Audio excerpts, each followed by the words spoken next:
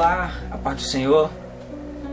Essa semana eu gravei um vídeo falando sobre doutrina, comunhão, partir do pão e oração. E surgiram várias perguntas a respeito desses temas separados, e algumas perguntas me chamou a atenção porque algumas pessoas comentaram que nas suas igrejas não havia mais doutrina e queriam saber a diferença entre doutrina de homens e doutrina bíblica. E eu resolvi gravar um outro vídeo, agora falando especificamente sobre doutrina, e eu quero falar sobre a falta de doutrina na igreja. O que acontece com uma igreja que não tem doutrina? Nós partimos do ponto que está escrito em Atos 2:42. E perseveravam na doutrina dos apóstolos. Olha só, o que é doutrina? O que essa palavra quer dizer? Pesquisando nos dicionários, você pode ter um dicionário na sua casa, pode pesquisar. Você vai encontrar que doutrina é um conjunto de verdades e conhecimentos de um sistema religioso, político, filosófico e jurídico. É um conjunto de verdades e conhecimentos. Ok. Se a gente partir do ponto onde o dicionário diz que é um conjunto de verdades e conhecimento, bom, primeiro, a igreja que não tem doutrina não tem verdade e nem transmite conhecimento. Ou não tem doutrina porque não conhece para poder ensinar, ou então está simplesmente deixando de lado algo importante e fundamental para que a igreja possa sobreviver, especialmente nos tempos difíceis que nós estamos vivendo hoje. Mas no início do século I, lá no século I, a igreja se expandiu e o cristianismo se estendeu dos judeus aos não-judeus em 39 cidades e 30 países. Entre eles tem Jerusalém, a Síria, a África, a Ásia e a Europa. E eu fiquei prestando bastante atenção como a igreja cresceu tanto no primeiro século, principalmente por causa da doutrina. Mas o que é a doutrina? Olha só, a Bíblia diz: e conhecereis a verdade, e a verdade vos libertará. O dicionário diz que doutrina é um conjunto de verdades e de conhecimentos. Nós temos uma confusão entre doutrina de homens e doutrina bíblica. Eu já falei que um conjunto de regras de uma igreja nós chamamos de doutrina. Por exemplo, as irmãs não podem cortar o cabelo, os irmãos não podem usar camisa preta, camisa vermelha, ou roupa vermelha ou preta, não pode usar perfume, não pode isso, não pode... Isso são doutrinas que fazem parte de um conjunto de regras de uma igreja, de um determinado ministério. Isso é uma coisa. A outra coisa é a doutrina do ensinamento, é o que está na Bíblia. E conversando com o irmão essa semana mesmo sobre isso, ele disse: pastor, e como é que a gente vai perceber quando nós devemos fazer alguma coisa, quando nós estamos fazendo alguma coisa certa ou errada? Como que a gente vai perceber? Primeiro, o Espírito Santo do Senhor, ele vai te mostrar se você está indo no caminho certo ou no caminho errado, porque ele é o Espírito da verdade que o mundo não conhece. Primeiro ponto: se a igreja tem ensinamento da palavra, se a igreja tem na sua base a doutrina bíblica, essa igreja, o Espírito Santo está presente, porque ele é a verdade que o mundo não conhece. Segundo ponto: se você faz parte de um grupo de roqueiros, você precisa se vestir como eles. Você precisa andar como eles, falar como eles, pensar como eles. E todo mundo, quando vê você na rua, vai ver você como um roqueiro. Se você faz parte de um grupo ou uma comunidade de emos, você vai se vestir como eles, vai usar o cabelo como eles. Você vai ter uma característica específica que as pessoas, quando olhar para você, vão remeter a sua ideia, o seu pensamento àquela comunidade em que você está parecido com eles, certo? Se você faz parte de uma igreja, como você tem que andar? Como você tem que se vestir? Como é que você tem que falar? Como você tem que agir? Bom, deveria ser como uma igreja. Se você faz parte de uma igreja, você deveria andar, se vestir, falar, pensar como uma igreja. Agora, os roqueiros estudam os hábitos de outros roqueiros para poder andar daquele jeito. Os emos e as demais comunidades que são específicas, como os hippies e outras comunidades, eles aprendem como devem andar, como devem se vestir, porque dentro deles há uma preocupação de que eles sejam reconhecidos a partir do momento em que as pessoas olharem para eles com aquelas características. E isso não deveria ser uma preocupação da igreja? E isso não deveria ser uma preocupação dos líderes da nossa igreja? Daqueles que a Bíblia chama de anjos da igreja? Não deveria ser uma preocupação da igreja? Ensinar, doutrinar, nada mais é do que ensinar, de mostrar a verdade e de passar conhecimentos. Mas eu costumo dizer que quem não senta para aprender não pode ficar em pé para ensinar. E infelizmente nós estamos vivendo um tempo hoje de muitos, mas tantos homens e mulheres de Deus que, se parasse um pouco para aprender a palavra, para estudar a palavra, iriam levar muito bem à frente os seus ministérios e a igreja que eles comandam. Mas infelizmente estão preocupados com outras coisas. Estão preocupados com muitas festas, muitos encontros, muito isso, muito aquilo, e já não se preocupam mais com o principal, a escola bíblica dominical e o culto de ensinamento, que no meu tempo, e eu não sou tão velho assim, mas quando eu aceitei Jesus eu tinha 5 anos de idade, no meu tempo a gente chamava de culto de doutrina, ninguém tinha medo desse nome. Hoje, se colocar culto de doutrina, ninguém vai para a igreja. Então, culto de ensinamento, o ensinamento da verdade. Quem é a verdade? A palavra é a verdade. Então vamos lá. Partindo desse ponto que a palavra é a verdade, nós vamos ver que eles cresciam na doutrina dos apóstolos. O que é isso? Eles cresciam no ensinamento e no conhecimento que os apóstolos passavam a eles. Bom, como que a gente vai conseguir entender, pastor, se a gente está fazendo isso, está errado, está fazendo aquilo, está certo? Como que a gente vai entender isso? Segundo Timóteo 2,18, ele vai falar: não modifiqueis a doutrina por causa das suas próprias opiniões.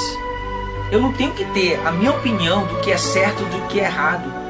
Eu, como um pastor, eu não posso dizer: eu acho que não pode isso, não pode aquilo, porque são as minhas convicções. Não, eu tenho que procurar o que a Bíblia diz a respeito disso. Segundo Timóteo 3,14, essa é uma parte bem interessante. Vai falar: não modifiques. Paulo estava escrevendo a Timóteo: não modifique-a por causa das pressões.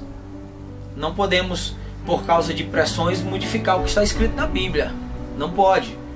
Outra coisa, nós estamos vendo hoje o aumento de muitos falsos profetas, muitos falsos mestres, que estão ensinando em detrimento de si próprios, estão querendo que as coisas aconteçam para se promover. E isso, Judas 1:4 também vai falar sobre isso. Agora, uma parte bem interessante aqui é o seguinte: quando você ensina o seu filho que, se ele fizer alguma coisa errada, ele vai ter uma punição, ou você vai bater nele, ou alguma coisa, vai puxar a orelha, alguma coisa que você vai falar para ele, quando ele for fazer algo e ele sabe que é errado, ele vai lembrar de quê? Que não pode fazer porque o pai falou, porque a mãe ensinou, e ele sabe que haverá punições. Isso eu trago para a igreja. Bom, se a igreja não ensina como é que os membros vão saber o que é certo e o que é errado? É obrigação da igreja, é papel do pastor da igreja ensinar os seus membros. O livro de Efésios, capítulo de número 4, versículo de número 17 a seguir, diz assim: assim eu digo a vocês, e no Senhor insisto, que não vivam mais como gentios, que vivem na inutilidade dos seus pensamentos. Eles estão obscurecidos no entendimento e separados da vida de Deus, por causa da ignorância que estão, devido ao endurecimento do seu coração. Tendo perdido toda a sensibilidade, eles se entregaram à depravação, cometendo com avidez toda espécie de impureza. Todavia, versículo 20, não foi isso que vocês aprenderam de Cristo. De fato, vocês ouviram falar dele e nele foram ensinados de acordo com a verdade que está em Jesus. Versículo 22.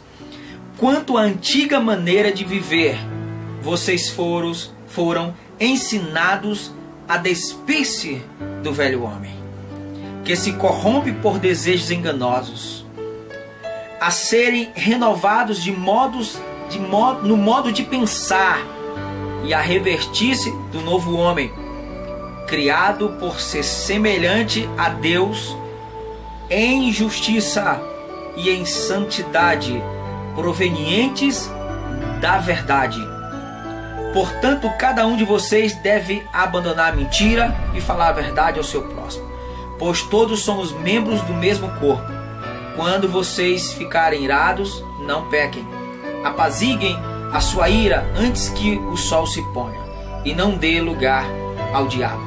O que furtava, não furte mais, antes trabalha, fazendo algo de útil com as suas mãos, para que tenha o que repartir com quem tiver em necessidade. Nenhuma palavra torpe saia da boca de vocês, mas apenas o que for útil para edificar aos outros conforme a necessidade, para que conceda graça aos que ouvem. Não entristeçam o Espírito Santo de Deus, com o qual vocês foram selados para o dia da redenção. Bom, esse capítulo, especialmente nesses versículos, é muito impressionante a gente escutar isso. E ele vai falar duas vezes, porque vocês foram ensinados em Cristo, vocês aprenderam de Cristo. O responsável para levar o ensinamento de Cristo para a igreja de hoje somos nós, pastores.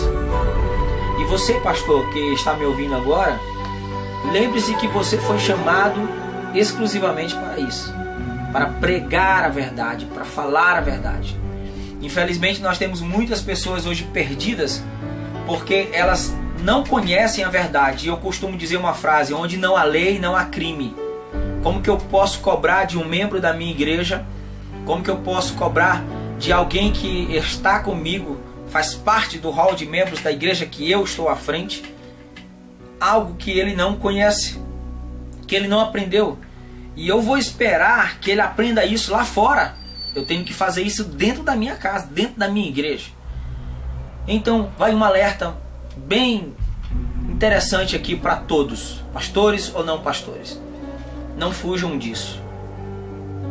Há um grande tabu em relação a usos e costumes da igreja. Você não precisa inventar nada, pastor.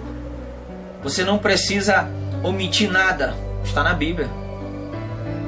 O que nós acabamos de ler aqui está tudo na Bíblia. Ensina isso. Fale sobre isso. E você vai ver que as pessoas vão começar a mudar. Você que está como membro de uma igreja, preste atenção nos valores que lhes são apresentados através da Bíblia. Não vá atrás só de oba-oba. Orar é muito bom. Cantar é muito bom. Mas ouvir a palavra, entender a palavra é primordial. Não há crente que resista às tempestades se não conhecer a palavra. Não há crente que resista às tribulações se não conhecer a palavra. Não há crente que resista às pressões do mundo se não conhecer a palavra. Isso vale para todos, para mim, para você. É importante que você entenda que se não houver verdade, se não há conhecimento, não há doutrina. Então, hoje as igrejas estão se omitindo em relação a isso. E nós seremos cobrados. Você será cobrado. Será cobrado pelo próprio Deus. Porque Ele fala que de ninguém nada vai ficar oculto. De um jeito ou de outro, as pessoas vão conhecer a verdade. Que tal você fazer a sua parte pelo qual você foi chamado? E você, irmão, irmã, que está me ouvindo de todo o Brasil e de fora do Brasil, que muitas pessoas de fora do Brasil me acompanham através dos canais no Facebook, no Twitter, no Instagram. Para você que está me ouvindo agora, quando tiver um culto de ensinamento, uma escola bíblica dominical, vá aprender a palavra do Senhor. Não espere que as pessoas orem por você o tempo todo. Não, aprenda a palavra do Senhor e você vai entender que existem momentos que só você e Deus juntos vão conseguir tirar essa situação que você está passando, resolver esse problema, e que ninguém vai conseguir te ajudar. Doutrina, o ensinamento da palavra, a verdade e o conhecimento que a igreja não pode ficar sem, não pode ficar. Em hipótese alguma pode faltar isso na igreja. Doutrina. Um grande abraço, eu sou o pastor Paulo Araújo. Deus abençoe a sua vida.